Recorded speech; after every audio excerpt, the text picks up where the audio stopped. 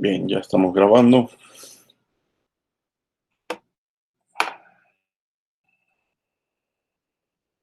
Vamos a comenzar.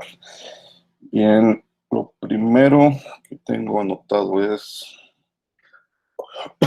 revisar la tarea 2.2, la tarea que entregaron el lunes.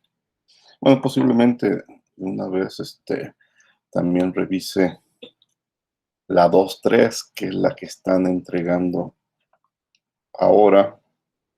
Sí, ya todos la entregaron. Entonces, voy a aprovechar para revisarlas todas, aunque solamente he calificado la 2.2.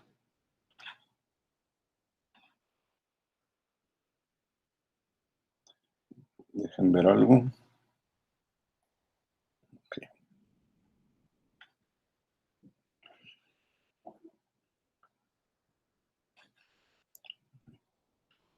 Aunque solamente he calificado la 2.2, pero bueno, ya todos entregaron la 2.3, también la vamos a revisar. Les voy a subir un documento con la solución que preparé, la que ahorita voy a platicar, pero bueno, ahorita la van a ver. Voy a presentar ese documento. En general les fue mal en esa tarea 2.2. Tienen muchos problemas para encontrar información en tablas. Vean cómo lo resuelvo y practiquen ese detalle, porque en el resto del curso buscar datos en tablas tiene que ser, pues nunca va a ser la pregunta en sí, va a ser una parte de los procedimientos y pues en teoría esperamos que sea algo que se haga rápido y que se haga bien, sin errores, si no, todo va a estar mal. Bueno, la tarea 2.2 tuvo que ver con agua. En la primera parte, en la que llevo el problema A, nos daban datos de presión o de temperatura o de energía interna, o nos daban el estado. Nos daban dos datos y había que calcular otros dos. Por ejemplo, en el primer inciso, nos decían que tenemos agua a 400 grados Kelvin y con una energía interna de 1450 kilojoules sobre kilogramo. Como tengo tablas ordenadas para la temperatura, para la presión, que es las tablas A5 del Cengel, me voy a estar refiriendo siempre a las tablas del Cengel, aunque obviamente ustedes pudieron haber utilizado cualquier otra tabla. ¿Sí? A 400 kilopascales encuentro cuál es la energía interna del líquido saturado y del vapor saturado, 604 y 2553. Entonces tengo que comparar el 1450 dónde se encuentra, si está por debajo del 604, si es exactamente el 604, si está entre el 604 y el 2553, o si es mayor al 2553. Y en este caso se encuentra entre el 604 y el 2553. Entonces se encuentra entre un líquido saturado y un vapor saturado. Y ahí sí es así de fácil como nos damos cuenta que tenemos un vapor húmedo o una mezcla líquido-vapor saturado, como lo hayan querido escribir. ¿Sí? Bueno, pues en el mismo renglón, a 400 kilopascales, donde leí estos 604 y 2553, ahí va a haber una tabla de saturación, un dato de temperatura de saturación. Esa temperatura pues aplica para cualquier líquido saturado, para cualquier vapor saturado o para cualquier mezcla a 400 kilopascales. Entonces la respuesta es 143.6. El segundo inciso era todavía más fácil porque te dicen que es vapor saturado. Entonces lo único que tienes que es ir a la tabla que está ordenada por temperaturas y buscar el 220.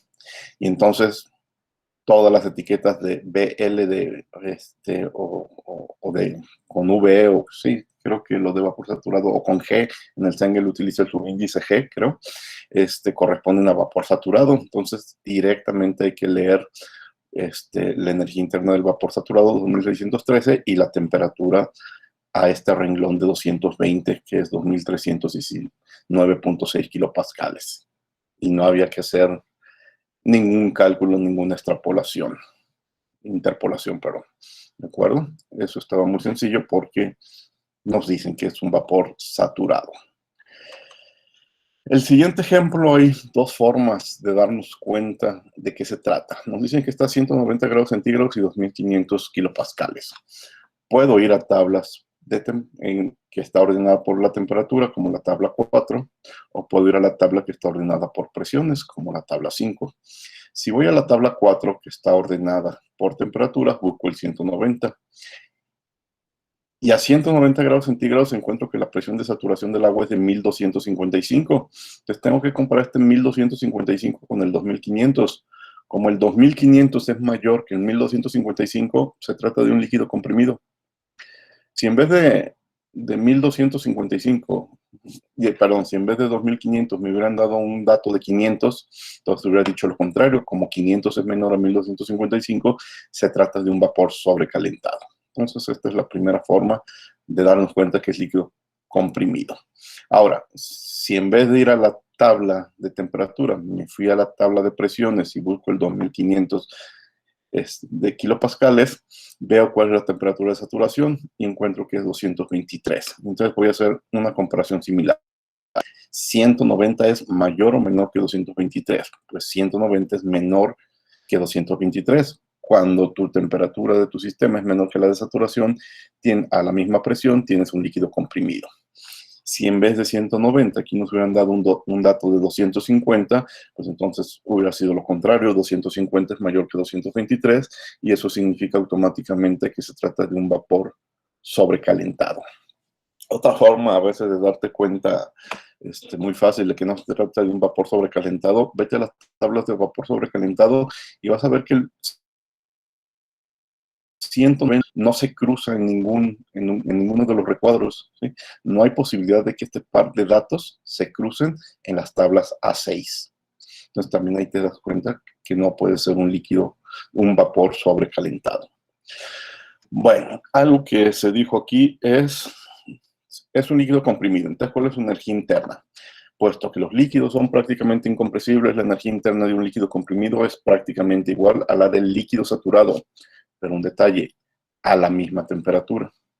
Entonces, ¿a qué temperatura estoy? A 190. A 190 busco la energía interna del líquido saturado, 806. Bueno, pues la energía interna de mi líquido comprimido es prácticamente el 806. ¿Alguna pregunta en estos tres incisos?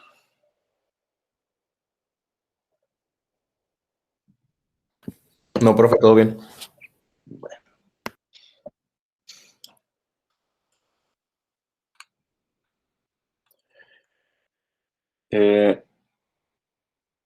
El cuarto inciso de esa primera parte. La presión de 4000 kilopascales o 4 megapascales, bueno, puse en 4 megapascales porque luego cuando vamos a las tablas del Zengel, en la parte que nos interesa ya está acomodado en megapascales.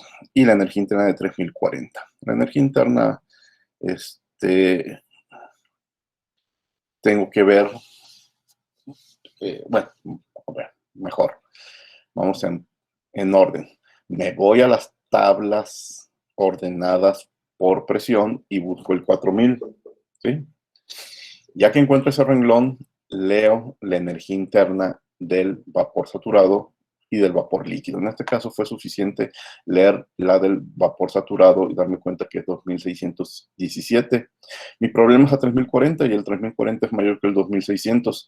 Entonces así automáticamente me doy cuenta que se trata de un vapor sobrecalentado. Ni siquiera escribí la energía interna del líquido saturado porque es menor, mucho menor que el 2607 y nada tiene que ver entonces con el 3040. Aquí el detalle es que rápidamente me doy cuenta que el 2600, que es la energía interna saturado, es menor que mi problema y entonces me doy cuenta que se trata de un vapor sobrecalentado.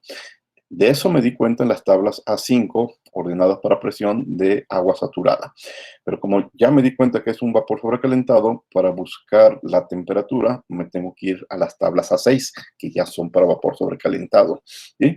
Y entonces, en esas tablas A6 tengo que ver en qué recuadro se cruzan el 4000 y el 3040. Lo que voy a encontrar es un recuadro para 4 megapascales. Entonces, ahí tiene que estar la información, ¿sí? Y entonces, en ese recuadro a 4 megapascales, no veo que aparezca una energía de 3040.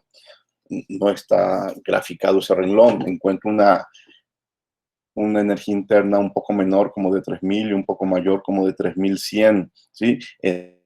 Creo que entre 450 y 500 grados centígrados. Entonces tengo que hacer una interpolación.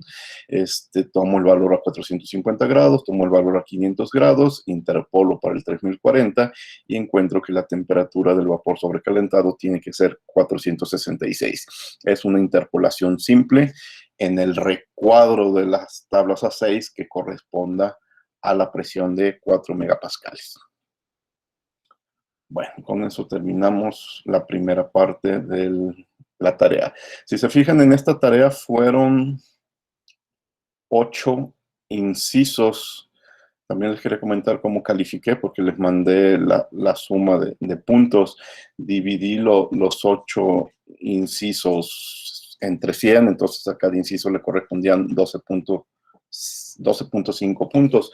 Ahora sí, mi criterio fue bien o mal, ¿sí? O tienes los 12.5 o no tienes nada. Y bien significa, eso es muy importante, tener los dos datos que se te piden, ¿sí? No era suficiente que me digan, porque hubo muchas respuestas que, por ejemplo, me dicen esto correcto, la temperatura es de 466, pero me dicen es un vapor saturado. Ya no tiene sentido, o sea, no puedo decir, la mitad está bien y la otra mitad está mal. No, todo está mal, porque no tiene sentido un vapor bajo estas condiciones, un vapor saturado a 466, ¿sí? Entonces, siempre estuve revisando que el par de datos estuvieran correctos. Vapor húmedo, 143. Energía 2601, presión 2319. Líquido comprimido, energía interna de 806. Si el par de datos estaba bien, el problema estaba bien. Si uno de los dos estaba mal o los dos, estaba mal todo. ¿Sí? Aquí sí es muy importante, no podemos caer en la trampa de que tengo la mitad bien o tengo la mitad mal. Cuando tú estos datos los arrastres a un problema más complejo, pues el resto del problema va a quedar mal, porque no es suficiente con que la mitad de tu información esté bien. Todo tiene que estar bien. Bueno, el siguiente problema seguía siendo para el agua.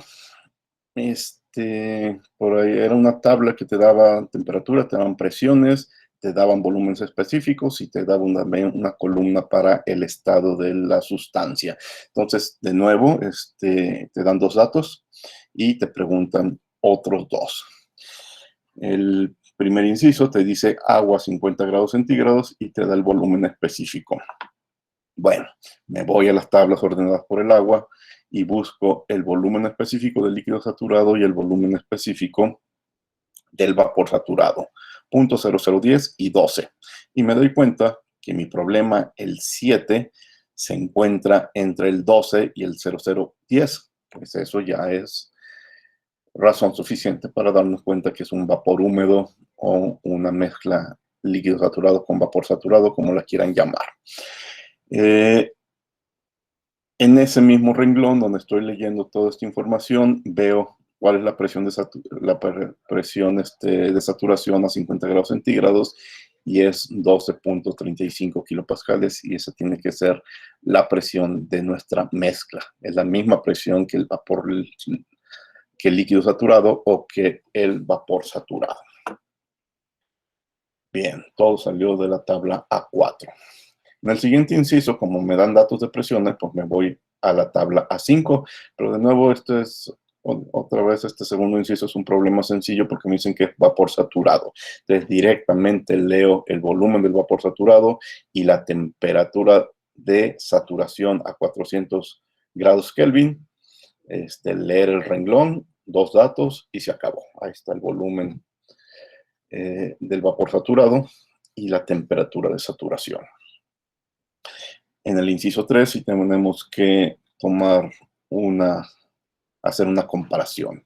Me dan temperatura y presión. De nuevo puedo buscar en la tabla ordenada por temperaturas o en la tabla ordenada por presiones, como lo platiqué hace un momento. Aquí nada más escribí yéndome a la tabla ordenada por temperaturas. Me voy a la Busco el 250 en la tabla 4 y encuentro que la presión de saturación es 3.976. Comparo el 3.976 con el 500 y a diferencia del problema que platiqué hace un momento, ahora el 500 es menor que el 3.976.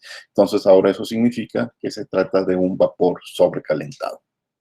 Si, de nuevo, si en vez de 3.900, en vez de 500 hubiera tenido un 4.000, un 4.500, y entonces el 4.500 es mayor que el 3.900, hubiera sido un líquido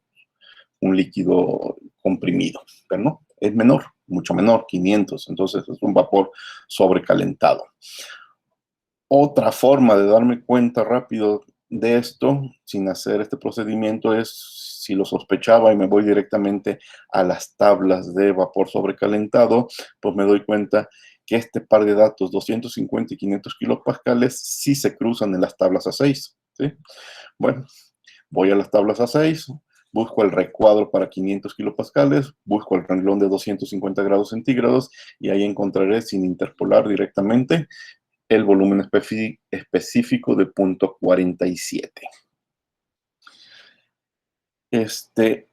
Creo que en este punto o en el siguiente es donde muchos de ustedes me contestaron, pero muchos, eso fue sorprendió, bueno, que eso no puede existir, que el agua bajo estas condiciones no puede existir.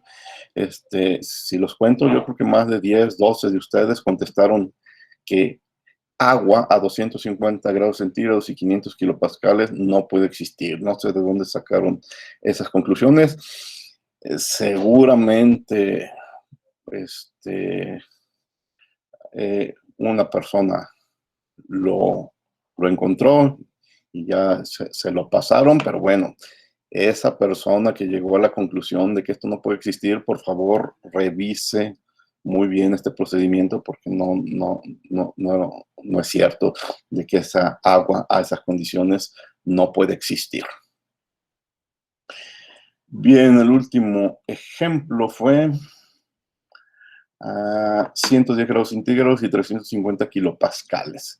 De nuevo tengo la opción de buscar por temperaturas o buscar por presiones. Busqué por temperaturas y encuentro la presión de saturación de 143.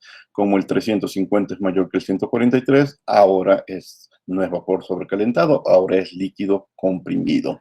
Y como el volumen específico de un líquido comprimido es prácticamente el volumen específico del líquido saturado a la misma temperatura, entonces en este mismo renglón donde vi toda esta información a 110 grados centígrados, busco el volumen del líquido saturado, que es 0.001052, y va a ser más o menos igual el volumen específico de nuestro problema, de nuestro líquido comprimido.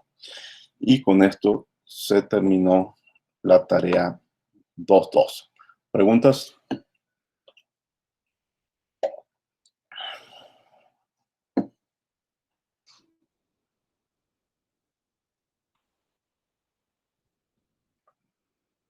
Maestro, una pregunta. En este caso que es líquido comprimido para el último inciso, en dado caso de sí tener tablas para sacar el valor exacto, ¿sería menor que el valor que nos da para el líquido saturado? Para empezar, si te fijas esas tablas que son creo que las 7, no vas a tener datos a presiones tan bajas como 350 kilopascales, ¿sí? Entonces, en realidad no tienes esas tablas. Si te fijas esa tabla de líquidos comprimidos, empiezan a presiones muy altas. Es más... Sí, no está en las tablas, nada más pregunto así como suponiendo. Suponiendo que lo tuvieras, te aseguro que estarías leyendo prácticamente el mismo número con alguna decimal, pero muy alejada, ¿sí? Vas a ver que el error es prácticamente 0. Ok, gracias. Pero si la tienes, obviamente no es un error buscarlo ahí. O sea, obviamente sería lo correcto. El detalle es que no las tenemos. Bueno, pues les platico rápidamente lo que acaban de entregar ahora. Pues es más básicamente la misma plática. Tienen que practicar, independientemente de los números, independientemente de cómo se llame la sustancia, pues es practicar el comparar datos. Aquí refrigerante a -4 y a 320 grados, kilopascales, me voy a la tabla que está ordenada por temperaturas, busco la presión de saturación, el 320 es más grande que el 252 y se trata de líquidos comprimidos. Si se fijan, el último inciso de la primera tarea es prácticamente la misma conclusión que el primer inciso de la segunda tarea.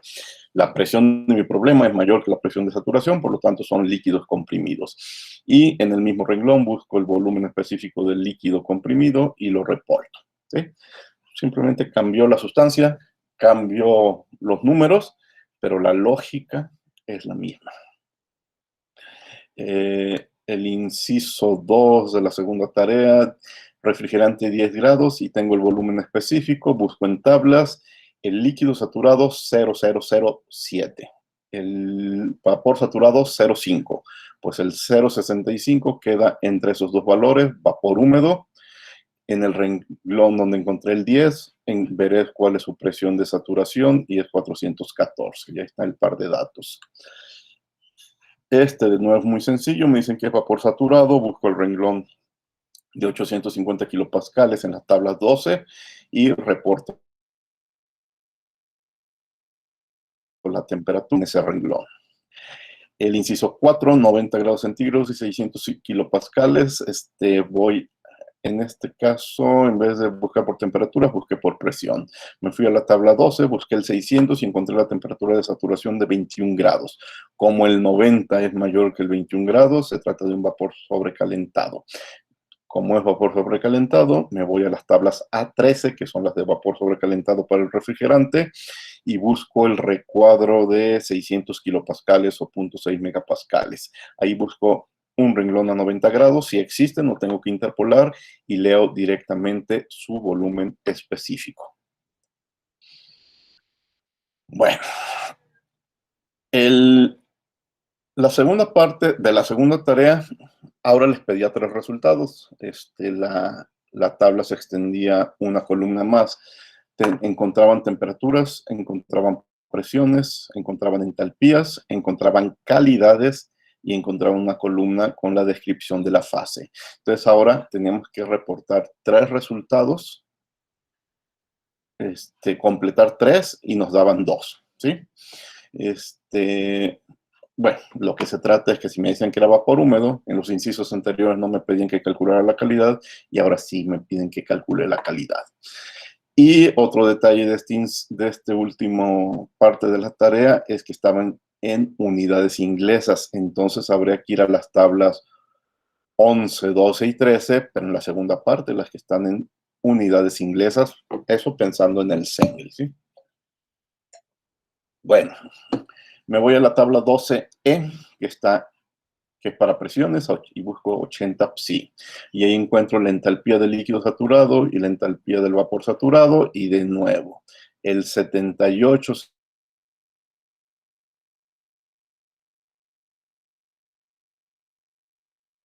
y entonces el vapor se trata de un vapor húmedo.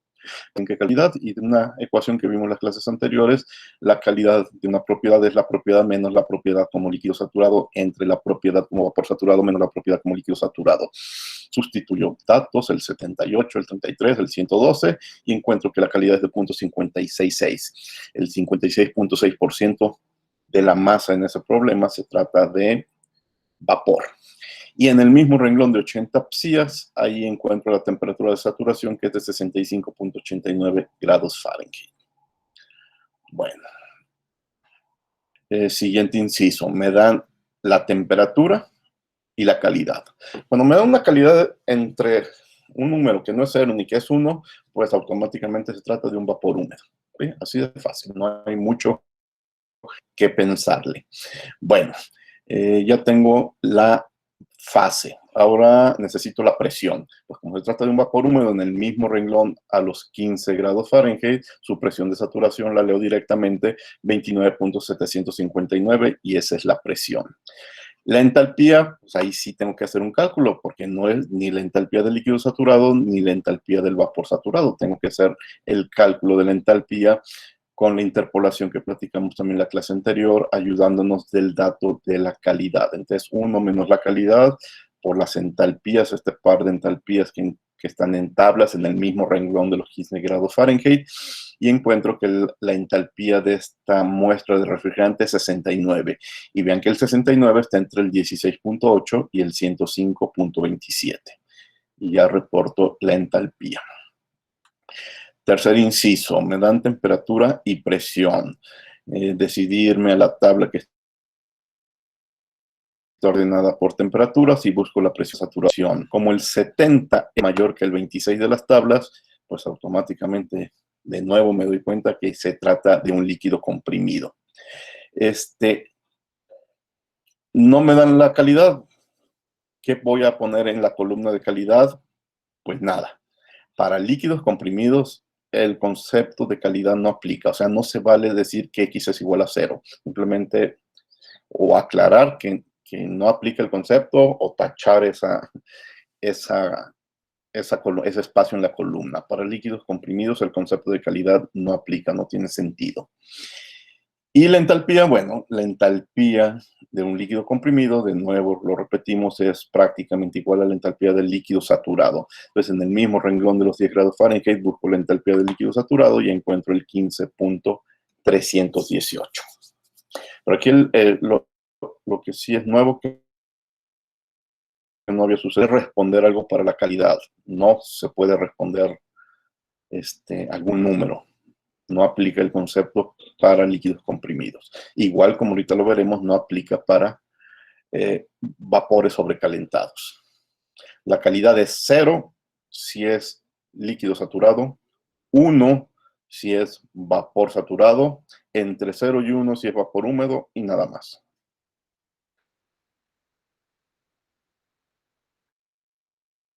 La presión y la entalpía. Me voy a la tabla ordenada por presiones y busco el 180 y leo un par de entalpías. ¿Hay alguna pregunta?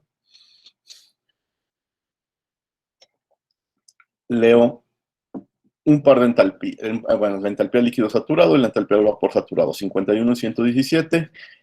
Mi dato de 129 está por encima de ambos. Es mayor que el 51, pero lo más importante es mayor que el 117. Por lo tanto, automáticamente me doy cuenta que tengo un vapor sobrecalentado.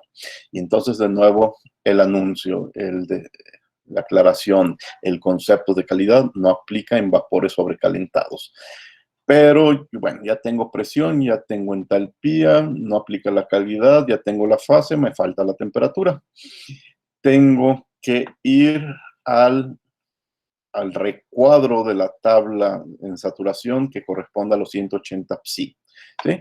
Coincidentemente, este problema, generalmente ahí tenemos que interpolar, pero coincidentemente este problema, yo creo que el autor lo hizo a propósito, si encontramos un renglón con el 129.46 exactamente, entonces nos evita el tener que hacer la interpolación. Y es el renglón a 160 grados Fahrenheit. Entonces, pues el autor al poner ese 129.46, pues nos evitó de interpolación. ¿De acuerdo? Entonces ya reportamos el 160, pero lo encontramos en la tabla A13E, que la 13 corresponde a vapores sobrecalentados. Y finalmente, el último inciso, me dan la temperatura y la calidad de 1.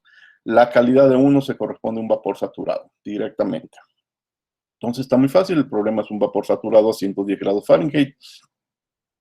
En el mismo renglón donde puedo leer el 110 grados Fahrenheit, busco la presión de saturación 161 y en el mismo renglón busco la entalpía del vapor saturado 117.23 y se acabó. ¿Preguntas? Profe, había comentado que si no tenemos todo el renglón bien, nada está bien, ¿verdad? O sea, si tenemos una respuesta de las dos que nos piden o una de las tres. Te piden, en la mayoría te piden 2, solamente en esta última parte te piden 3. Y tiene que estar todo bien. Ah, ok, profe. Gracias. En mi encuentro, bueno, ahorita esto no lo he calificado, esto del refrigerante, pero sí, aquí en lo del agua me encuentro que, por ejemplo, me dicen que, o por ejemplo, encuentran este volumen .47 Correcto, pero me dicen que es un vapor saturado, entonces, o sea, con una calidad de 1, pues no tiene sentido. Incluso por ahí hay quien dice que es una mezcla vapor líquido, tampoco tiene sentido. Si este par de datos, la mitad numéricamente bien, pero el otro concepto mal, te lo llevas a un problema, porque generalmente estos cálculos van a ser parte de un problema, ya el resto de tu problema va a estar mal. Va a haber problemas en donde pedimos un trabajo hecho, pedimos un flujo de calor, pedimos una temperatura final, en donde vamos a ir por datos a tablas 2, 3, 4 veces. ¿Sí?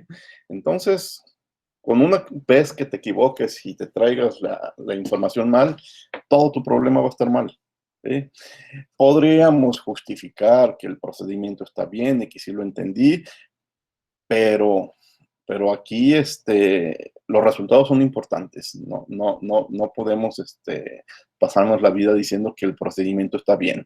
Aquí se trata de resultados, ¿sí? O sea, hay mucha diferencia entre decir que el vapor va a salir a, a 100 grados respecto a que va a salir a 300 grados y justificar de que mi procedimiento estaba bien, solamente me equivoqué en un error de dedo, en un error de cálculo, y la diferencia es de 200 grados centígrados. Imagínense la consecuencia en un problema real. Entonces sí trato de hacer mucha énfasis en, obviamente, los procedimientos, la técnica, la teoría, pero los procedimientos bien hechos, sin errores.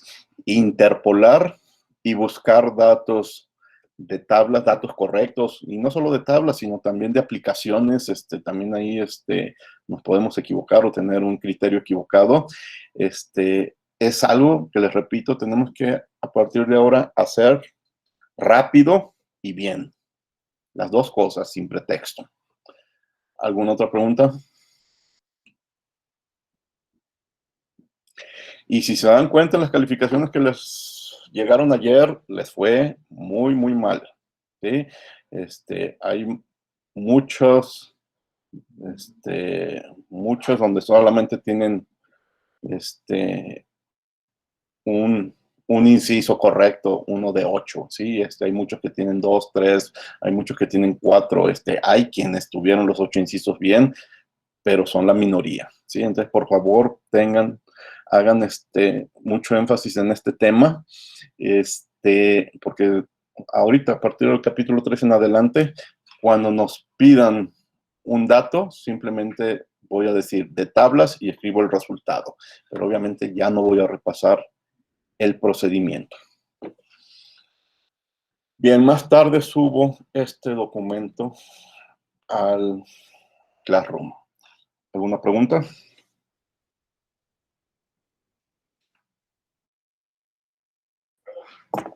Todo bien. Bueno, vamos.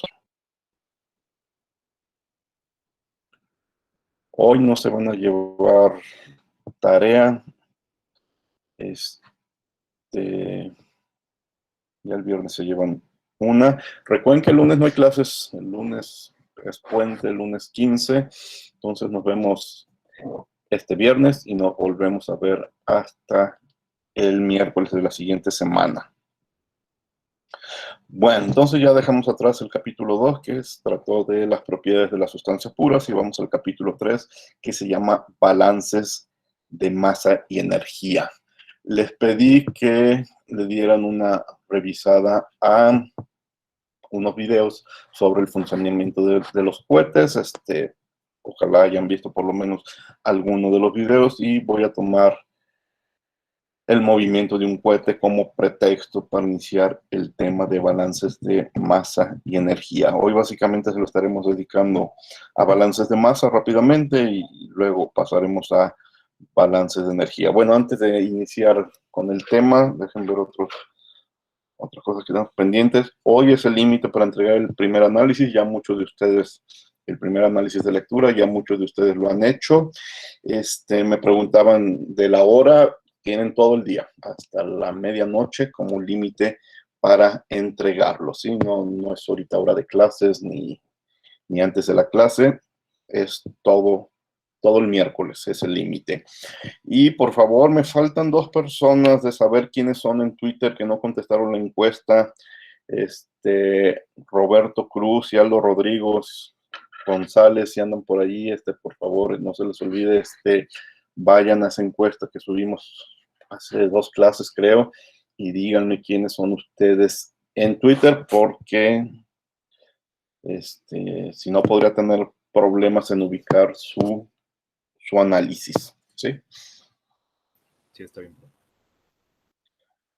Bueno, ahora sí, vamos a volver a presentar y pasamos a platicar de balances.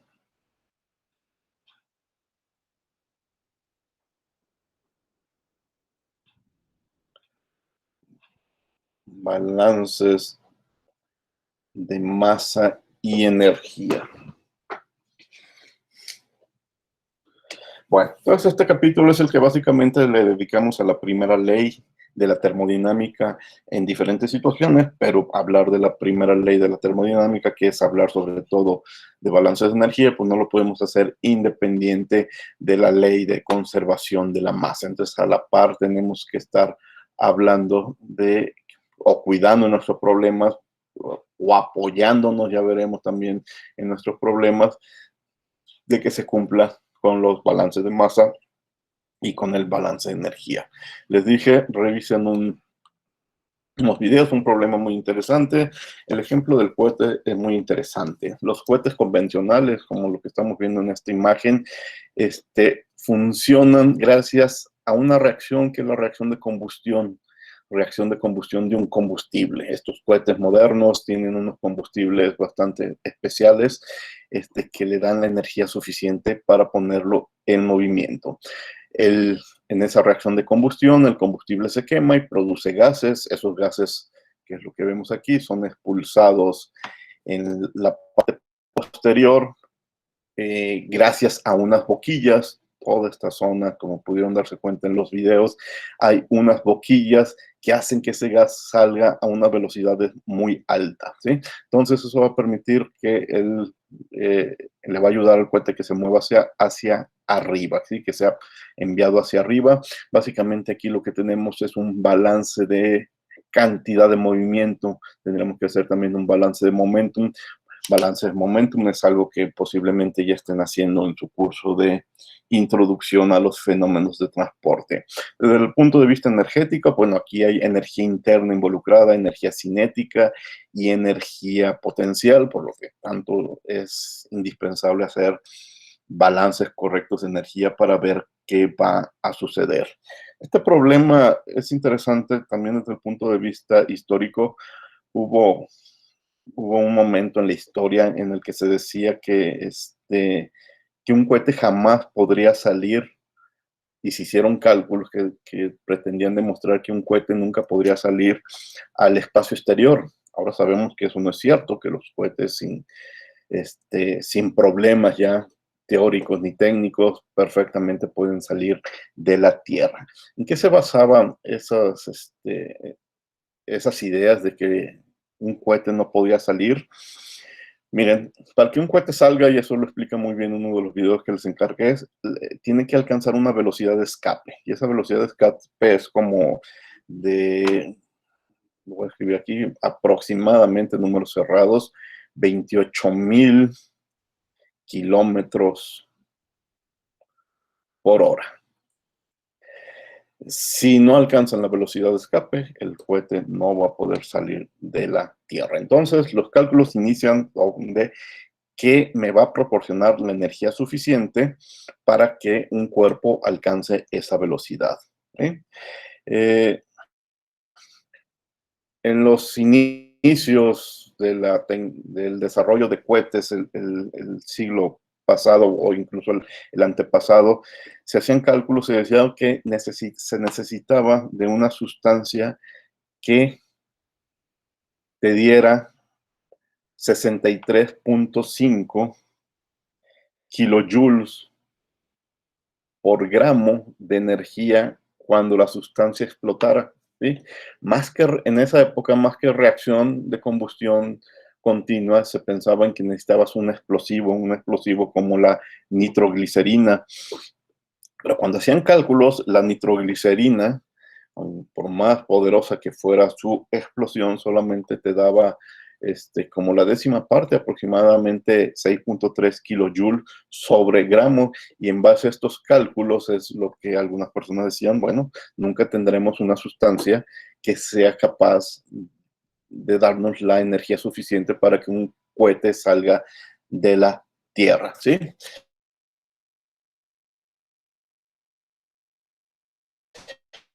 Y no pensar en una reacción de combustión. ¿Sí? Ahora sabemos, estos datos son correctos, es cierto que necesitas esos 63 kilojoules por gramos, y es cierto que la nitroglicerina te daba, si era la nitroglicerina, no, sí, la nitroglicerina solamente te daba 6.3, pero pensaban como un poder de explosivo, no el quemar algo y ir aprovechando esa energía de la reacción de combustión. Incluso en esa época ya se conocía un combustible como el queroseno. El queroseno, déjenme escribirlo bien, cuando se quema en una reacción de combustión, por ejemplo,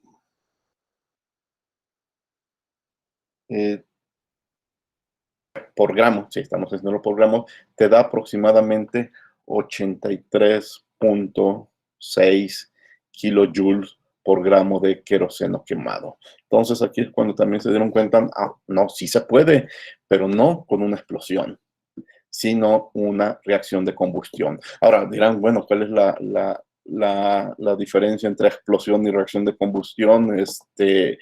Quizás la explosión la podríamos reducir a una reacción instantánea en donde en un instante se consume todo tu combustible, bueno, o toda tu sustancia, mientras que en una reacción de combustión, decimos, bueno, la vamos proporcionando poco a poco, la vamos quemando y nos está dando de forma constante la cantidad de energía necesaria. Hoy sabemos que esto es posible, incluso pues, no se utiliza queroseno, se utilizan muchos otros combustibles que dan mucha más energía, ¿sí?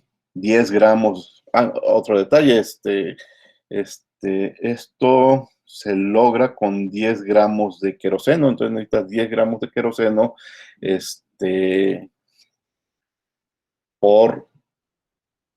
no, 10 gramos por queroseno, sí, pero esto lo escribí mal, sí, necesitas 10 gramos de queroseno, los cuales se van a ir quemando poco a poco, ¿sí? No es por gramo.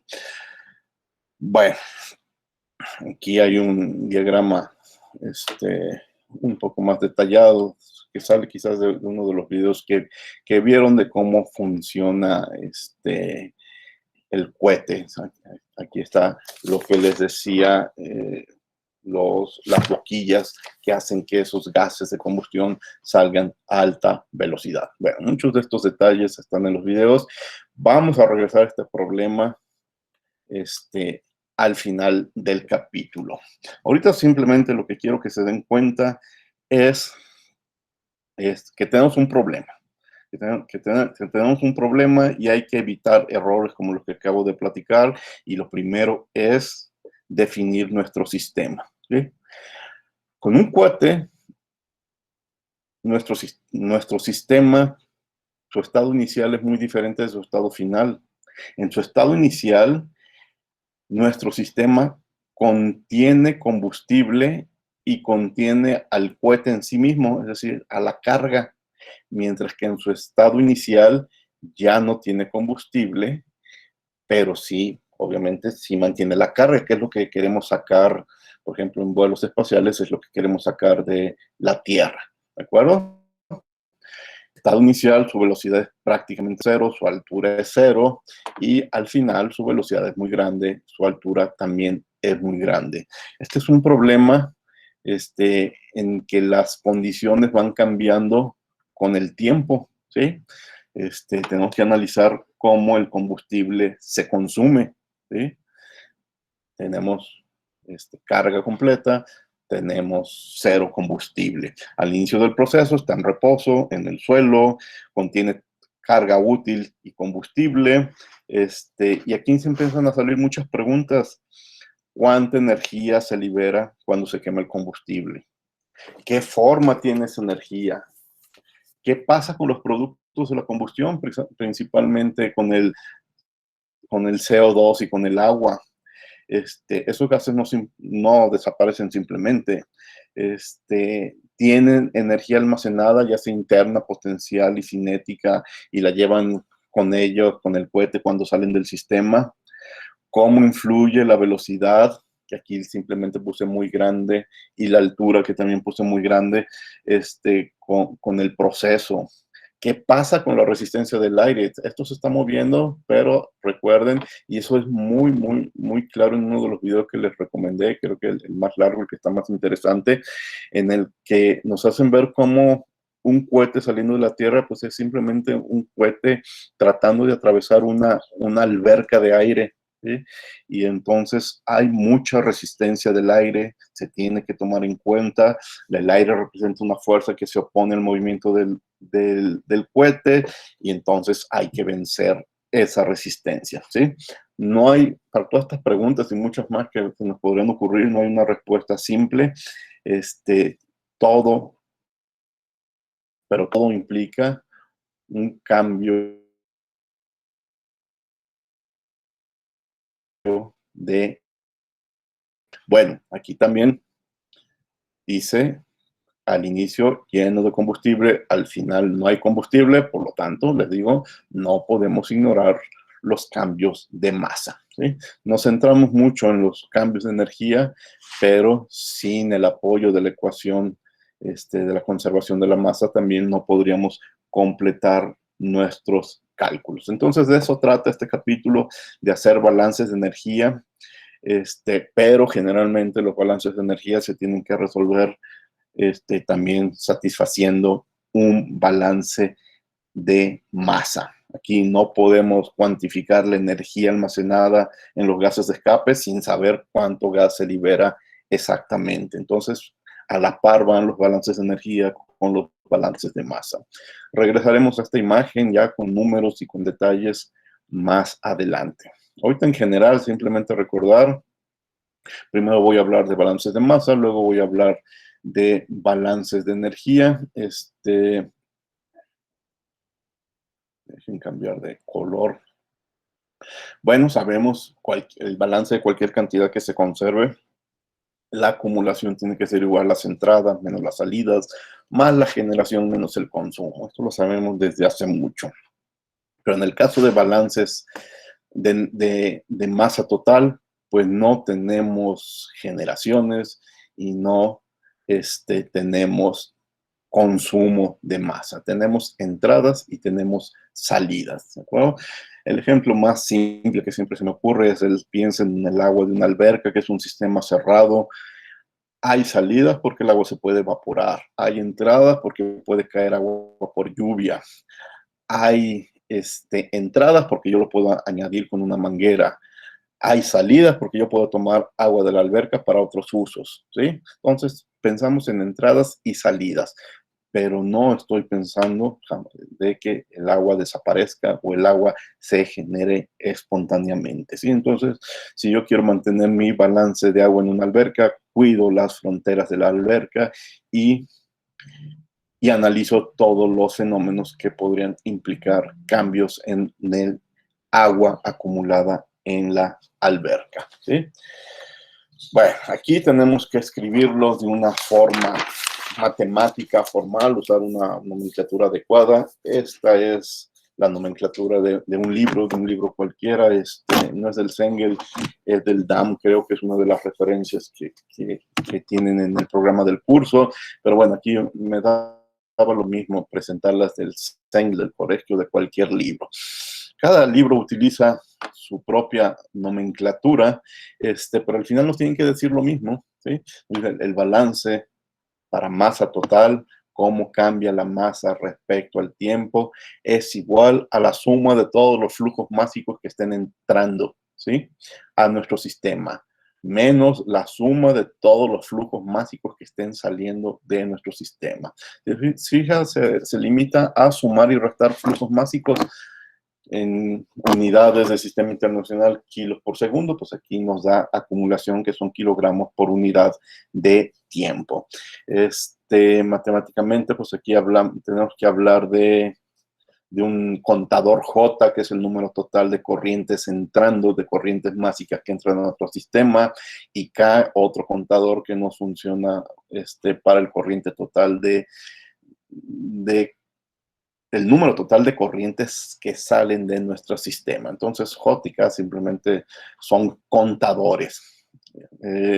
Yo puedo reescribir esta ecuación en función del tiempo en una versión que sea independiente del tiempo, porque aquí lo que nos daremos cuenta en este capítulo es que tendré problemas en donde me conviene resolver en función del tiempo, y hay problemas en los que me conviene resolver o me obligan a resolver de forma independiente del tiempo. Eso depende sobre todo de la información que tenga, de los datos que tenga y de las preguntas que me hagan. Bueno, si hago un balance de masa a secas, pues son la diferencia entre la masa inicial y la masa final, pues es la suma de la masa que entra con cada una de las corrientes, ya sean de entrada las corrientes J o de salida las corrientes K.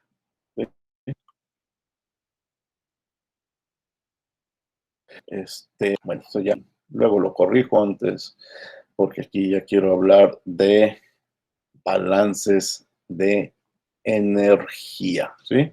Pero bueno, antes de repasar las ecuaciones de balance de energía, vamos a platicar 2, 3 ejemplos que traigo aquí muy simples de balances que se resuelven simplemente con un balance de masa. ¿Preguntas? Por el momento no.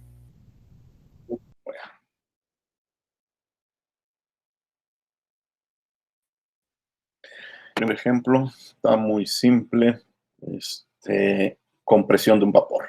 Fíjense que este ejemplo de compresión de un vapor lo voy a poder resolver solo con balance de masa, sin involucrar energía. ¿De qué se trata? Es un recipiente de, aquí dejen corregir, también 5 metros cúbicos, ¿sí? Y contiene vapor sobrecalentado. El recipiente es del tipo cilindro-pistón, por lo tanto es de volumen variable, no es un recipiente rígido. Al principio, el estado inicial, nuestro sistema es el cilindro con el vapor sobrecalentado. Tenemos 5 metros cúbicos de vapor sobrecalentado, 300 grados centígrados y a la presión de un bar, prácticamente a presión atmosférica. Vamos a comprimirlo. Entonces, al comprimirlo, el volumen se va a modificar. Voy a hacer que el proceso sea a temperatura constante, ¿sí? Ese detalle lo platicaremos ya también después en su momento con balances de energía, que significa que yo puedo hacer eso a temperatura constante. Bueno, pero a temperatura constante la presión va a aumentar y voy a dejar de comprimir cuando me dé cuenta con un manómetro que la presión ha alcanzado los 5 bar de presión. La pregunta que me hacen aquí simplemente es, ¿cuál es el nuevo volumen? Esta pregunta no implica flujos de energía, nada más masa. Dirán, bueno, el volumen es una propiedad termodinámica relacionada en algunas ecuaciones con la energía, pero en este caso la vamos a poder trabajar de forma independiente. Bueno, les decía, definir el sistema, va a ser el vapor sobrecalentado. Yo puedo conocer los volúmenes específicos del estado inicial y el estado final. Como se trata de vapor sobrecalentado, pues voy, y se trata de agua y tengo tablas, pues voy a mis tablas, las mismas de la tarea de vapor sobrecalentado, y busco en las tablas A6, a 5 bares y 300 grados centígrados, a 1 bar y 300 grados centígrados. Ahí me voy a dar cuenta que el autor no está equivocado, que efectivamente se trata de un vapor sobrecalentado, porque ahí encuentro un recuadro donde se cruza el 300 con el 5 y otro recuadro donde se cruza el 300 con el 1. Si no los encontrara, entonces, si no encuentro, por ejemplo, que en esas tablas A6 se cruzara el 300 con el 1, pues quiere decir que no puede existir esas condiciones vapor sobrecalentado, pero bueno, aquí, y que el autor del problema se equivocó en los datos, pero aquí no se equivocó. Voy a tablas y encuentro volumen de 0.5 y de 2.6 metros cúbicos por kilogramo. Son los volúmenes específicos. Pero necesito la masa. ¿Qué sucede? Tengo volúmenes netos. Bueno, tengo el inicial y tengo volúmenes específicos. Pues de ahí voy a despejar la masa. ¿Sí? Hago un balance de masa, aunque no es necesario tanto. ¿Sí? A ver, en este sistema, ¿está cambiando la masa respecto al tiempo? No. ¿Y cómo me doy cuenta? ¿Hay flujos de entrada? No, 0. ¿Hay flujos de salida? No, 0. Entonces, no hay acumulación. El cambio de masa respecto al tiempo es 0. Por lo tanto, M es una constante. No tenía que haber escrito estas ecuaciones para desde el principio haberme dado cuenta que M es una constante. El sistema es cerrado, pero bueno, aquí hay una demostración matemática de que M es una constante. Entonces, eso quiere decir que la masa inicial es igual a la masa final. Y si tengo volumen inicial y volumen específico, pues ya tengo la masa. Volumen inicial, 5 metros cúbicos. Acabo de encontrar en tablas el volumen específico y ya sé que ahí están encerrados 1.89 kilos de vapor. Y esos kilos de vapor son los iniciales y los finales. Pues esos 1.89 kilos de vapor, ahora los relaciono con el volumen específico final y tendré el volumen final. Así de fácil. Como ven, nada más relacioné masas con volúmenes específicos y no necesité de datos energéticos. Después regresaremos a problemas similares para ver el proceso de cómo le hago para mantenerlo a temperatura constante, o qué significa eso, o qué significa en la operación. Otro ejemplo igual de preguntas. Sí. Le quería preguntar si en ese caso, porque tenía presión de una atmósfera, no podemos utilizar la fórmula de P1V1 sobre T1 es igual a presión 2, volumen 2 sobre temperatura 2. Pero ahí estarías haciendo cálculos como gas ideal. Y entonces Sí.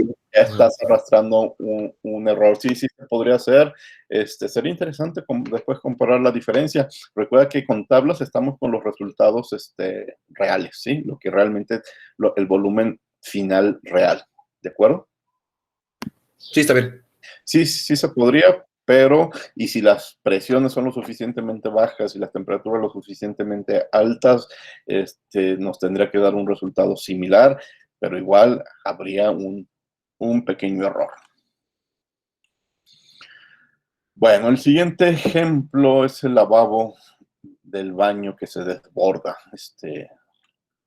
Bueno, tenemos el lavabo de un baño con una capacidad de 4 litros. Al inicio, cerramos el tapón por donde se escapa el agua y lo tenemos a la mitad. Tenemos 2 litros de agua, pero sigue cayendo el agua, ¿sí?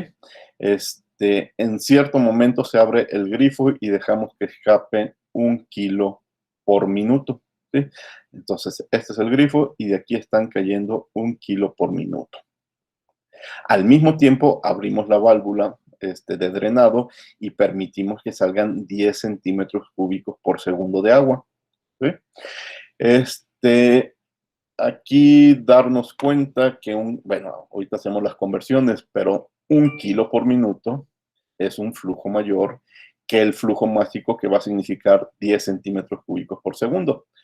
Aquí no lo podría adivinar todavía, tengo que hacer las conversiones, tengo que comparar flujo másico con flujo másico, pero sin hacer cálculos, si yo dejo este sistema cayendo 1 kilo por minuto y saliendo 10 centímetros cúbicos por segundo, me voy a dar cuenta que si tenía 2 litros, al rato tengo 2.5 litros, al rato tengo 3 litros y al rato tengo 4 litros.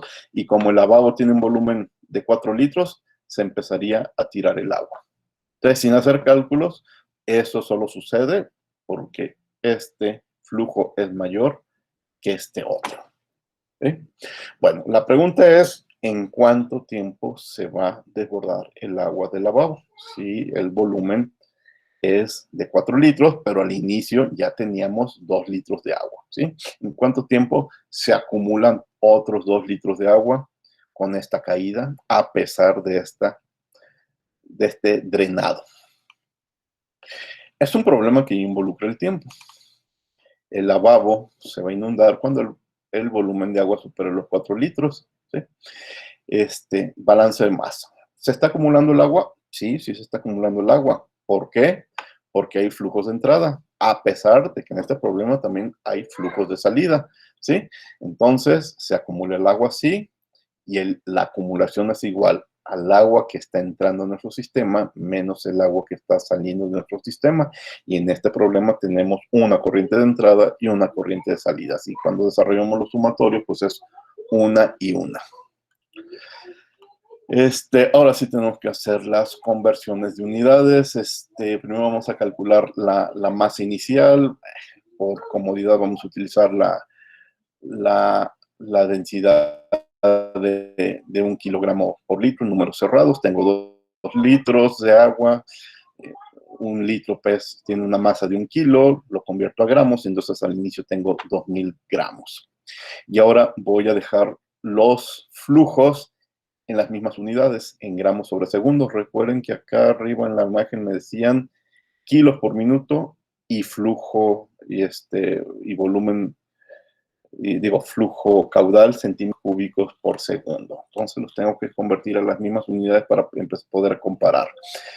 El kilo por minuto, pues nada más divido entre 60 y tendré que estar entrando 16.67 gramos por segundo. Y ese 16 tiene que ser mayor a lo que obtenga acá, para que de veras suceda lo que me platican. Bueno, 10 centímetros cúbicos por segundo, lo multiplico por la por la densidad del agua en las unidades que me conviene, gramos por centímetro cúbico, y entonces tengo una salida de 10 gramos por segundo. Entonces, como me doy cuenta, pues sí, la entrada es mayor que la salida en flujo volumétrico y por eso el agua se está acumulando. Bueno, con esa diferencia, ¿en cuánto tiempo se va a acumular otros 2 litros de agua? Tengo que integrar esta ecuación. Ya sé que si hay acumulación, que si hay flujos másicos, pero tengo que integrar esta ecuación. Entonces, para integrar despejo el diferencial de masa, voy a integrar desde la masa inicial hasta la masa final. Entonces, masa final menos masa inicial. Y esto es igual a la integral desde el inicio del proceso, cuando tenía una masa inicial de 2 litros, hasta el final del proceso, que no sé cuánto tiempo me lleve, cuando ya se juntaron los 4 litros de agua. Entonces, como los flujos másicos son una constante, este integral simplemente es t menos 0, t. ¿Sí? Como aquí solamente aparece dm, pues es m menos m inicial. ¿Qué conozco? La masa final, bueno, va a ser 4000, ¿verdad? Pero aquí todavía no lo escriben. La masa inicial 2000 gramos, el flujo másico que entra por el grifo 16, el que sale por el drenado en la parte inferior, 10 gramos por segundo, y el tiempo. Entonces ya nada más despejar el tiempo. Puesto que el volumen desocupado era otro tanto del ocupado, pues entonces la masa final de agua son 4000 gramos. Despejo ahora sí el tiempo y pues me da 300 segundos. En 5 minutos se va a llenar el espacio y si no cierro el grifo, pues comenzaremos a tirar agua. ¿Sí? Este fue un ejemplo de un sistema abierto que no es estado estacionario. Entonces hay acumulación de masa y el sistema está cambiando con el tiempo. Siempre conocimos los volúmenes, el inicial y el final, pero recuerden, el volumen no es una cantidad que se conserva lo que se conserva es la masa. Entonces, por eso siempre, ustedes nunca han escuchado que alguien haga balances de volumen, perdón, hacen balances de masa, ¿sí? Y por eso tuvimos que pasar a unidades de flujo másico. Lo que pudimos comparar fue el 16 con el 10, no este 10 con el 1. ¿Sí? Esto no tenía sentido. Incluso aquí este 10 quedó como 10 por cuestiones de unidades, sí, pero no puedo hacer balances con volúmenes. Tampoco pude incluir el 4 litros, tuve que hacer las conversiones necesarias para llegar a 4.000 gramos, ni 2 litros, lo tuve que convertir a 2.000 gramos. Este problema está muy sencillo porque es agua y su densidad por todos conocidas nos facilita el problema.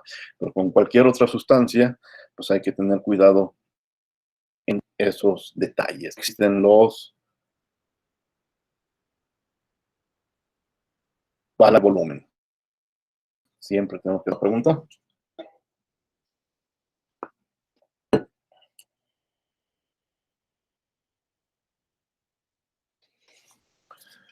Bueno, otro ejemplo.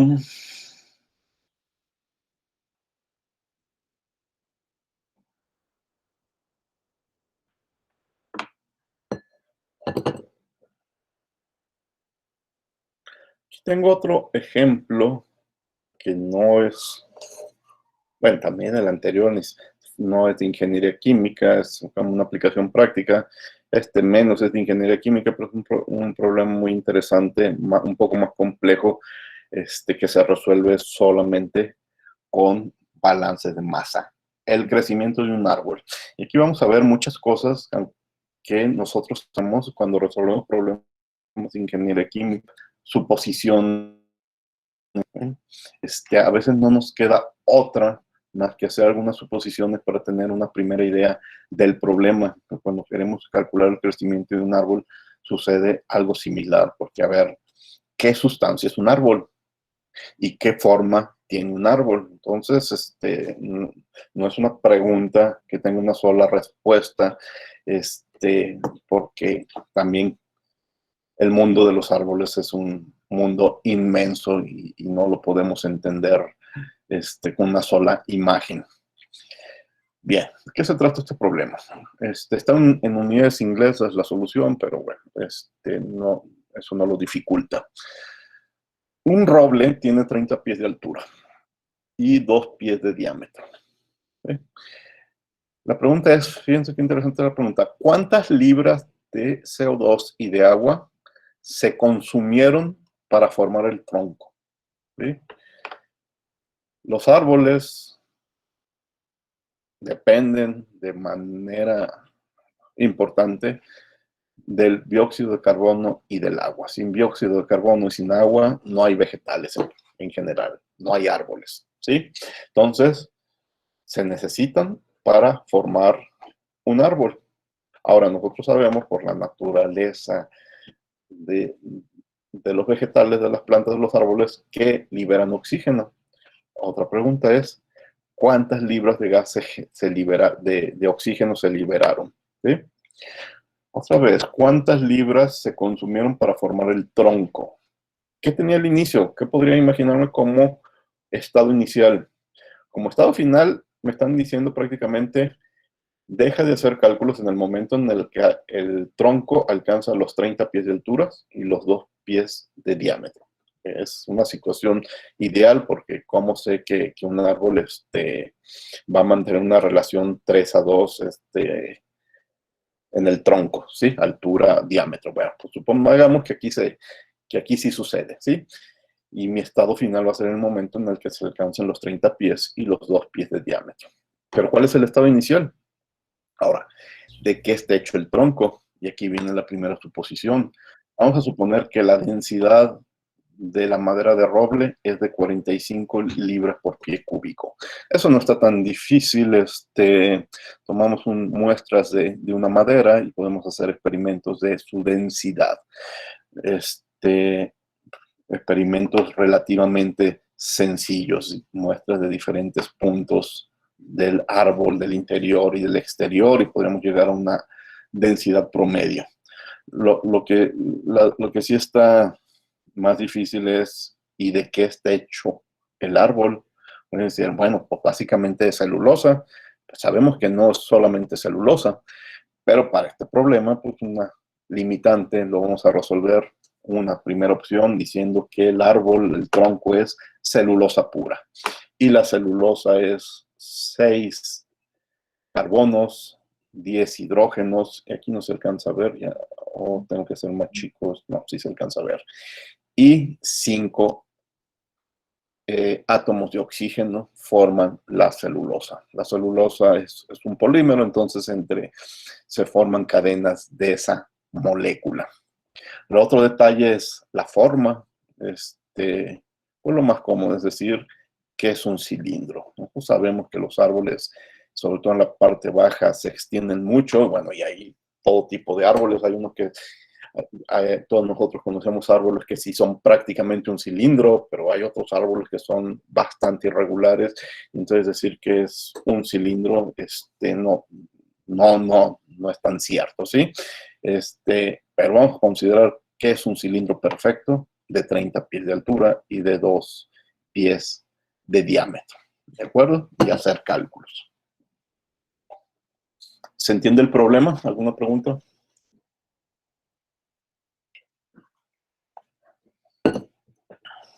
Sí se entiende.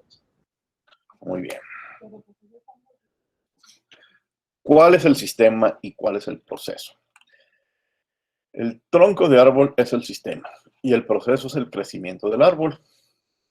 Vamos a tener que hacer un balance de masa.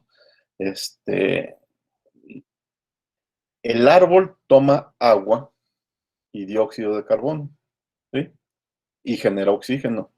Entonces, la acumulación de masa es los flujos de entrada de CO2 más los flujos de entrada de agua menos los flujos de salida de oxígeno.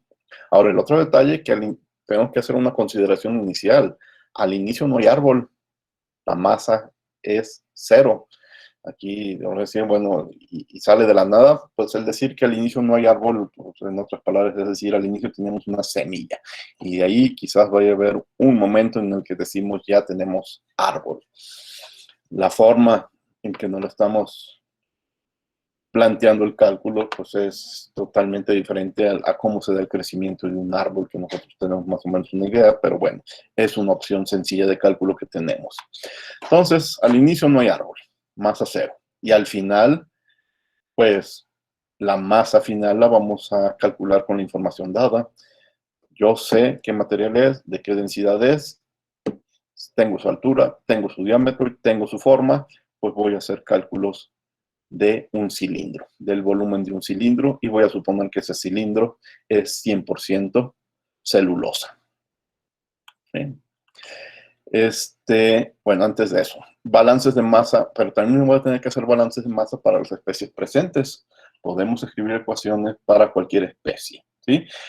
Para distinguir masa total del árbol bueno, en este caso me conviene de moles presentes de los componentes que me importan, voy a distinguir entre la M y la N. Entonces, hay acumulación de hidrógeno, de carbono y de oxígeno.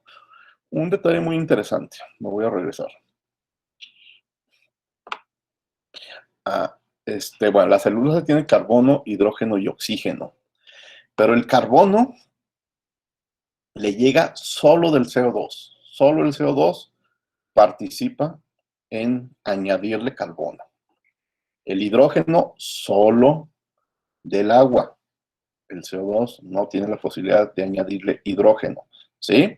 El problema es el oxígeno, por eso se van a dar cuenta que el resultado de oxígeno es el que vamos a obtener hasta el final, porque el CO2 añade oxígeno, el agua añade oxígeno, pero el árbol libera oxígeno molecular. Entonces, el problema es oxígeno. Pero lo que nos ayuda a resolver el problema es carbono e hidrógeno. Solo el CO2 añade carbono al árbol, solo el agua añade hidrógeno al agua. Entonces, por eso aquí hago dos balances de cómo se acumula, de la acumulación del hidrógeno y de la acumulación del carbono. Ahora, el árbol elimina oxígeno, y el oxígeno no tiene ni hidrógeno ni carbono. Entonces, la acumulación del hidrógeno nada más tiene que ver con el flujo de agua, ¿sí? Con la entrada de agua al tronco. Y la acumulación de carbono nada más tiene que ver con el flujo o entrada del dióxido de carbono. ¿Okay? Se nos pide que resolvamos tres incógnitas, que es flujo de agua, flujos de CO2 y salidas de agua, ¿sí? Aquí están las tres incógnitas: agua que entra, dióxido de carbono que entra y oxígeno que sale. En teoría, pues necesitamos tres ecuaciones independientes para resolver tres incógnitas. Ya ahorita tenemos tres ecuaciones, pero tenemos variables de más, ¿sí? ¿Cuáles son las tres ecuaciones? Aquí hay dos ecuaciones, una para el hidrógeno y otra para el carbono, y por acá tengo la ecuación del balance total para la masa del árbol, ¿sí? Pero aquí tengo las tres preguntas principales, aquí están las tres preguntas principales, pero aquí hay dos variables extras. Entonces, ¿de dónde me voy a sacar otras dos ecuaciones? Porque entonces tendrán que ser 5 ecuaciones. Bueno, vamos a irlas resolviendo poco a poco. Primero, la masa total. Si supongo que es un cilindro perfecto de una sustancia pura, densidad por volumen. Y el volumen de un cilindro es pi radio al cuadrado por altura del cilindro, ¿sí? Entonces, la densidad de la celulosa, pi, el radio del tronco y la altura del tronco, pues tenemos al final 4.241 libras de celulosa. Ese es el tronco al final. Recuerden que al inicio, 0 libras de celulosa. Ahora, si el tronco es celulosa pura y la celulosa tiene una masa molar promedio de 162 y son 6 de carbono, 10 de hidrógeno y 5 de oxígeno, entonces las libras mol de celulosa son los 4.200 libras entre 162. Tengo 26 libras mol de celulosa. Si la celulosa tiene 6 átomos de carbono, entonces 6 por 26.18 son las libras mol de carbono. Y si la celulosa tiene 10 átomos de hidrógeno, entonces los moles de hidrógeno son 10 por 26.18. Esto es algo básico de química. Entonces, en el tronco al final tengo 157 libras de carbono y 260 libras de hidrógeno. ¿Preguntas? Fíjense que esta NC y NH aparecen por acá, ¿sí? Entonces, vamos a integrar. No tengo información sobre cuánto tiempo tardó el crecimiento, entonces no voy a utilizar ecuaciones que incluyan el tiempo, ¿sí? Voy a sacar mis ecuaciones independientes del tiempo. Esta que está aquí incluye el tiempo. La acumulación de masa es igual a la suma de los flujos por dt, ¿sí? Pero si elimino el tiempo, como lo vimos en las ecuaciones generales hace un momento, pues la diferencia entre la masa inicial, la masa final y la masa inicial es la masa de CO2, la masa de agua que entra y le resto la masa de oxígeno, ¿sí? ¿Cuál es la masa final? Bueno, no, todavía no sé, ¿verdad? Estas M minúsculas son masas. Bueno, de forma análoga lo voy a hacer para los moles totales. No puedo manejar tiempo, entonces lo voy a hacer independiente del tiempo. Los moles de hidrógeno finales menos los moles de hidrógenos iniciales son 2 veces los moles de agua. ¿Por qué 2 veces? Por el H2, ¿sí? En cambio, los moles de carbono finales menos los moles de carbono iniciales, la acumulación de carbono es 1 vez los moles de CO2. ¿Por qué 1 vez? Porque es una CO2, ¿sí? Nada más C1. Bien. Entonces... Profe, yo ahí tengo duda. El 2N de H2O es porque entra y sale el agua y el CO2 nomás entra y no sale CO2.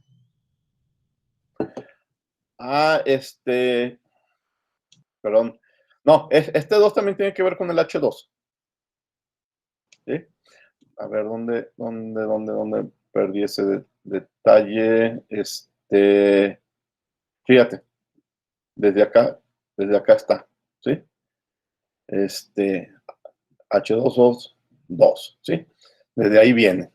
No tiene que ver con la relación 2:1, ¿de acuerdo? Y eso tiene que ver con la relación 1:1. Bueno, entonces, ¿sí? Ya sé los moles de los 261 que eran los moles de hidrógeno.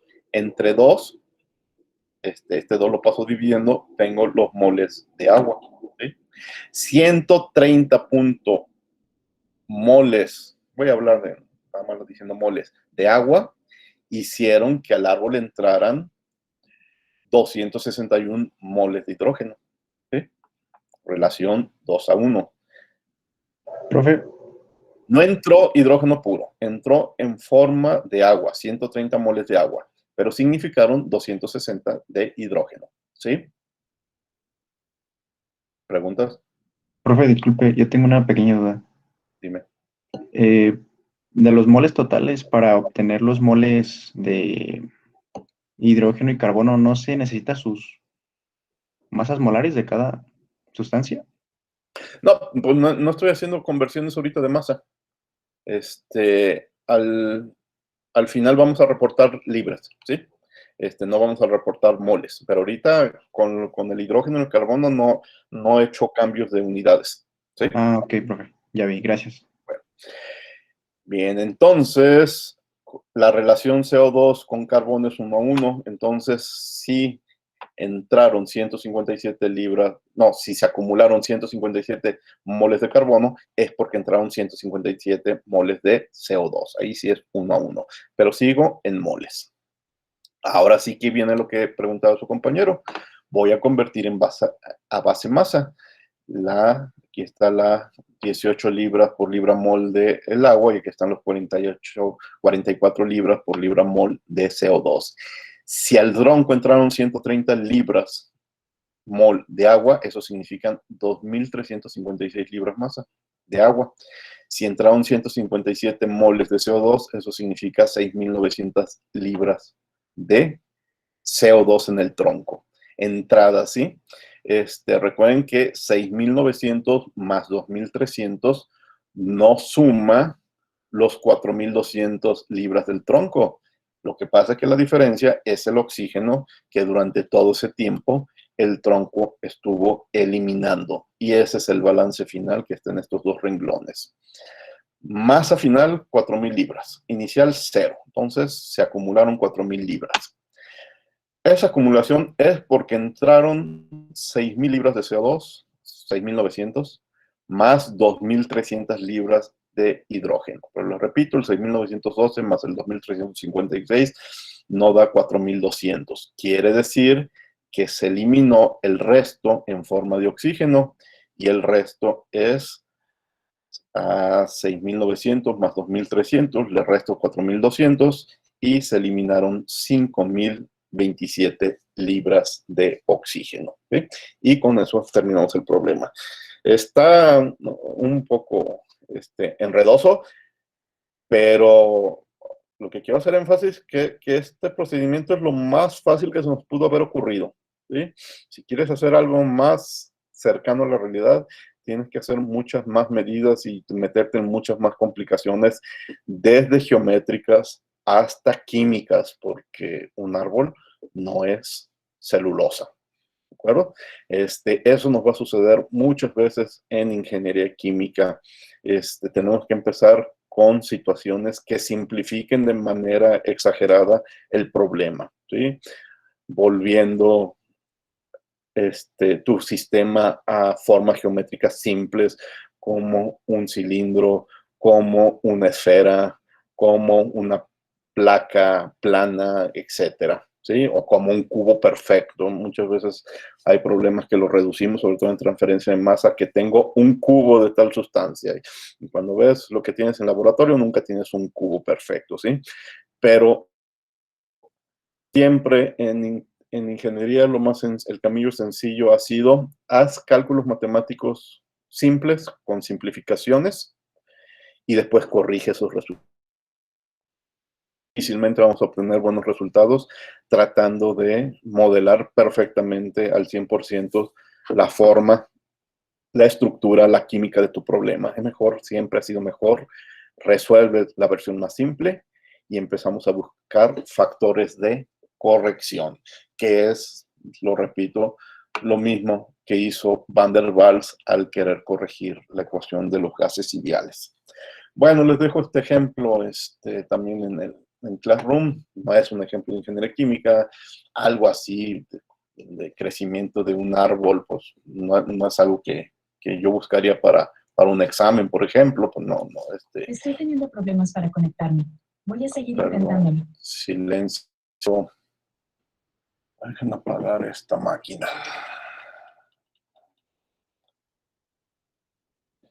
Silencio, Alexa.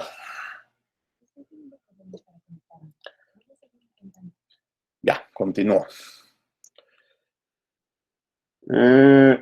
Entonces, bueno, pero sí me hizo muy buen ejemplo para ver el detalle de las simplificaciones.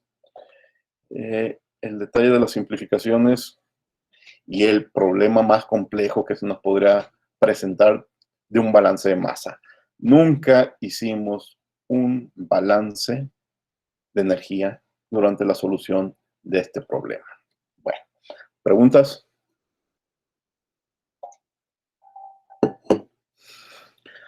Con esto dejamos atrás los ejemplos de balance de masa exclusivo, ¿sí? Si volvemos a hacer balance de masa es porque lo acompaña un balance de energía. Entonces, ¿qué es lo que sigue? Pues hacer balance de energía. Con energía sucede lo mismo que con la masa. La acumulación de energía se debe nada más a posibles entradas y posibles salidas, pero en nuestros problemas no va a haber generación ni destrucción de energía. Entonces, la acumulación de energía pues se debe a que entra energía o que cambia, perdón, la acumulación se debe a que cambia la energía dentro de mi sistema. Y si nada más tengo 3 tipos de energía, pues entonces se reduce a evaluar cómo cambia la cantidad de energía interna, cinética y potencial en mi sistema. Entonces, los cálculos de acumulación son evaluar respecto al tiempo y en función de la masa presente, la energía interna de nuestro sistema, la energía cinética en el interior del sistema y la energía potencial en el interior de nuestro sistema. Si yo les digo cuánta energía se ha acumulado en una pieza de metal que estoy calentando de 100 a 200 grados centígrados, ustedes me dirán, bueno, pues si la pieza de metal está estática y en un punto fijo, pues entonces ese aumento de energía interna debido a un cambio de temperatura solo se debe a la energía interna, y sería cierto, pero si quiero ver la acumulación de energía en un sistema que se está moviendo a alta velocidad o que está cambiando de posición vertical de manera importante, pues tengo que involucrar los cálculos de energía cinética y potencial. Bueno, este es el término, todo esto es nada más el término de acumulación. Esto lo tengo que igualar con todas las entradas y con todas las salidas. Y este sería un balance completo. Cuando yo hago balances de energía, analizo todos estos términos. Fíjense, en cualquier problema de balance de energía, aunque no lo hago detalladamente, punto a punto, me tengo que hacer 1, 2, 3, 4, 5, 6, 7, 8, 9, 10, 11, 12, 13, 14 preguntas. Y eso lo hacemos, muchas de esas 14 preguntas las hacemos cero en un instante en cuanto yo veo el problema. Yo veo un problema y me digo, me pregunto, ¿va a haber acumulación de energía, sí o no? ¿Cambia la energía presente en mi sistema con el tiempo, sí o no? Si es un no, automáticamente desecho 3 de esas preguntas. Pero si es un sí, entonces me tengo que hacer preguntas individuales. ¿En mi problema se acumula la energía interna? Sí o no. ¿En mi problema se acumula la energía cinética? Sí o no. ¿En mi problema se acumula la energía potencial? Sí o no. Cuando digo se acumula y contesto sí o no, también tiene que ver con ¿tengo datos al respecto o no los tengo? Bueno, ya que contesté eso, empiezo a ver las entradas de energía a mi sistema, ¿sí? A mi sistema está entrando energía y esos flujos de energía entran con su energía interna, con su energía cinética, con su energía potencial y con su trabajo de flujo. Es decir, mi sistema es un reactor y ese reactor está entrando una corriente de agua o de vapor de agua a alta temperatura. Esa corriente de agua a alta temperatura está entrando con un flujo, sí, tantos kilos por segundo. Esa corriente de vapor de agua está a una temperatura muy alta, 300 grados. Su energía interna es importante y la tengo que buscar. Tengo yo una bomba que está bombeando o un compresor que está bombeando ese vapor a mi sistema. ¿Hay un trabajo de flujo de entrada? Sí, tengo que considerarlo. ¿Está entrando a alta velocidad? Sí. Quizás lo considere, ya después veré si es importante o no. Está entrando a una posición o a una posición importante respecto a las salidas, quizás sí. En ese problema que me estoy imaginando, vamos a ver ya en la práctica con los ejemplos que estos dos términos generalmente son despreciables. Pero son las preguntas que me voy haciendo. Del otro lado del reactor salen los productos. Hay una corriente de salida de productos y los productos salen tantos kilos por segundo. Los productos están calientes a 500 grados Kelvin. Su energía interna es importante. Los tengo que extraer. Hay que hacer un trabajo de extracción. Sale a una velocidad alta. Salen en un punto alto. Quizás esto no sea importante, se lo repito, pero quizás sí. Habría que analizar el problema. En mi reactor, bueno, estas son entradas y salidas. Y bueno, nada más tengo una entrada. A lo mejor tengo 2, 3 entradas para 2 o 3 reactivos. Nada más tengo una salida. A lo mejor también tengo 2 salidas, la del producto deseado y la de los productos no deseados, o no sé. Algo podría estar sucediendo, ¿sí? Por eso hay sumatorios. Bueno, estas son entradas y salidas de energía al sistema porque entra o sale un flujo másico. Pero hay otras formas de que entre energía a mi sistema. Recuerden que no estoy hablando de masa, estoy hablando de energía. A mi sistema puede entrar energía porque se está haciendo trabajo o salir energía a causa del trabajo o porque esté calentando. Quizás una parte del reactor yo lo estoy calentando externamente, entonces hay un flujo de calor. O a lo mejor lo estoy enfriando y hay un punto del reactor donde yo estoy enfriando. A lo mejor estoy perdiendo energía calorífica porque yo a propósito lo estoy enfriando o lo estoy calentando. Entonces me pregunto, ¿mi sistema lo estoy calentando o enfriando independientemente de entradas? Sí o no, aquí habrá algo. Esta W es de trabajo, ¿sí? Pero esta,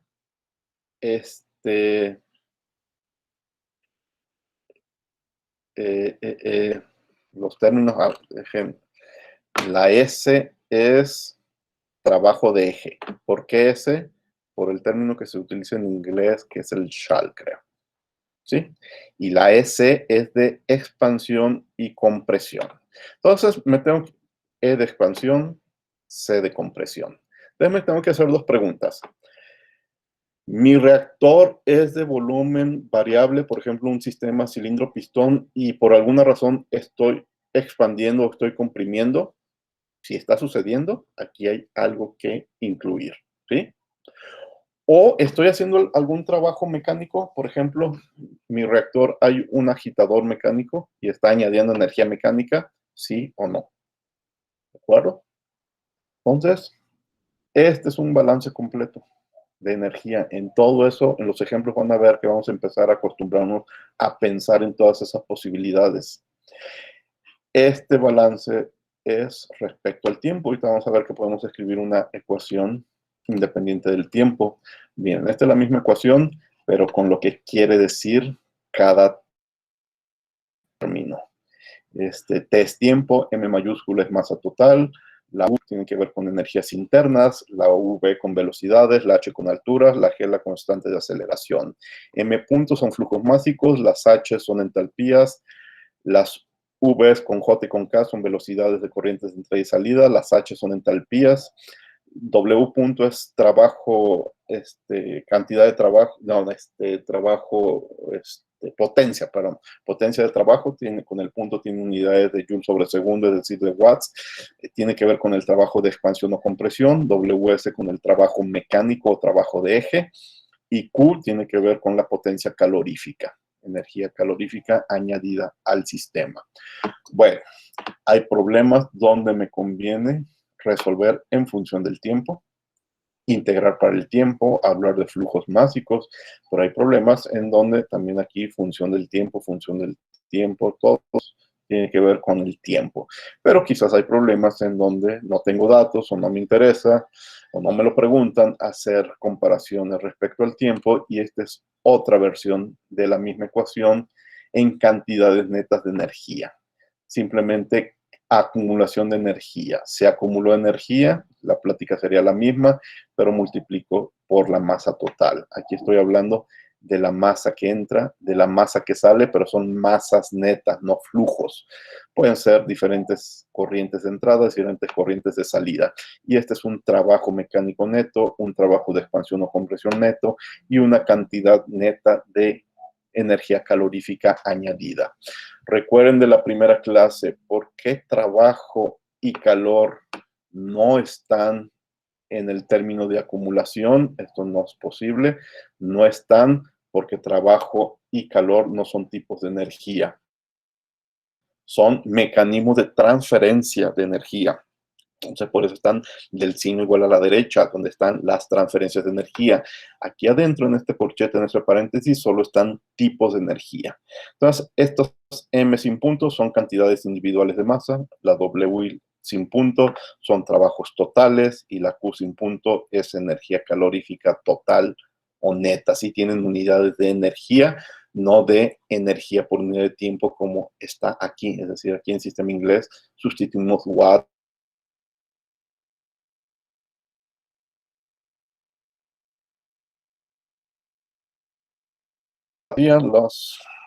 los dispositivos, ¿sí? Lo que va a suceder a la próxima clase es que vamos a hacer muchos ejemplos del uso de esta ecuación. Hoy nada más la estoy presentando, pero a partir de la próxima clase, aquí tengo 1, 2, 3, 4, 5, 6, 7, 8, 9, por lo menos 10 ejemplos. El 10º va a ser el del cohete, antes de entrar a explicar los dispositivos de proceso clásicos de la ingeniería química, y una vez que los explique, vamos a hacer más ejemplos, ¿sí?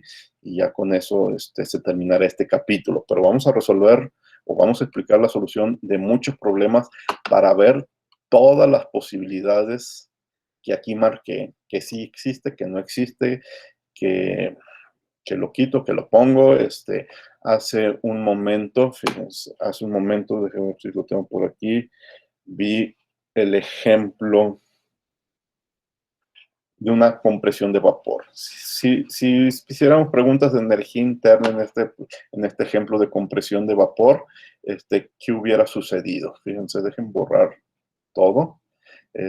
Imagínense que me preguntan no el volumen total, el volumen final de ese sistema, sino que me hubieran preguntado el cambio de energía interna de ese sistema, o si es un trabajo, no, imagínense que me hubieran preguntado el trabajo de compresión, ¿sí?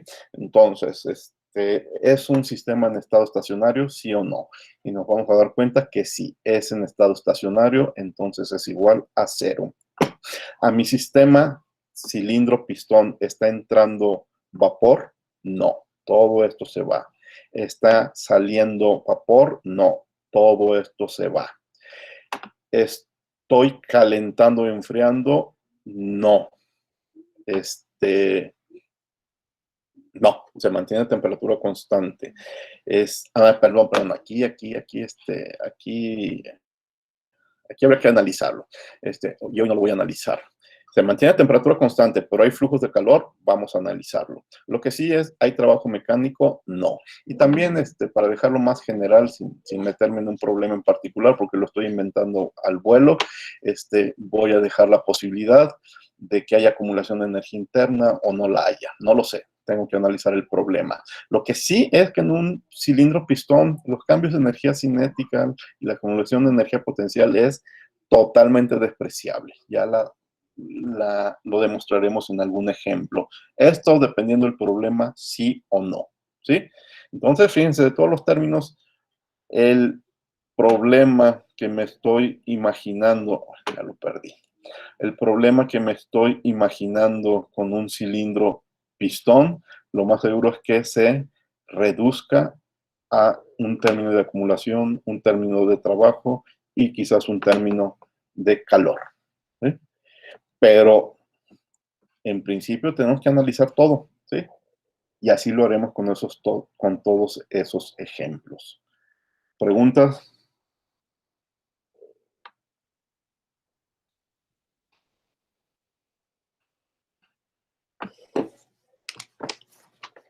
Todo bien, profe. Bueno, entonces me preocupa que no pregunten ni que me digan que todo bien, ¿eh? Pero me gustaría que hubiera más dudas. En Pero los bueno, ejercicios, profe, probablemente van a salir las dudas. eso Yo espero. pienso que va a haber más dudas con los de balance de energía que demás. Sí, espero que de ahí salgan las dudas. Luego van a ser muchos problemas. ¿Qué más tengo pendiente por hoy? Ya casi vamos a terminar. Ya hablé de lo que van a entregar hoy, ya hablé de las tareas. Hoy no se llevan tarea. Mejor voy a preparar unas tareas para el viernes, aprovechando que no hay clase de viernes, que no hay el lunes, pues una tarea que se lleven el viernes y entreguen hasta el próximo miércoles. Bueno, voy a dejar de grabar.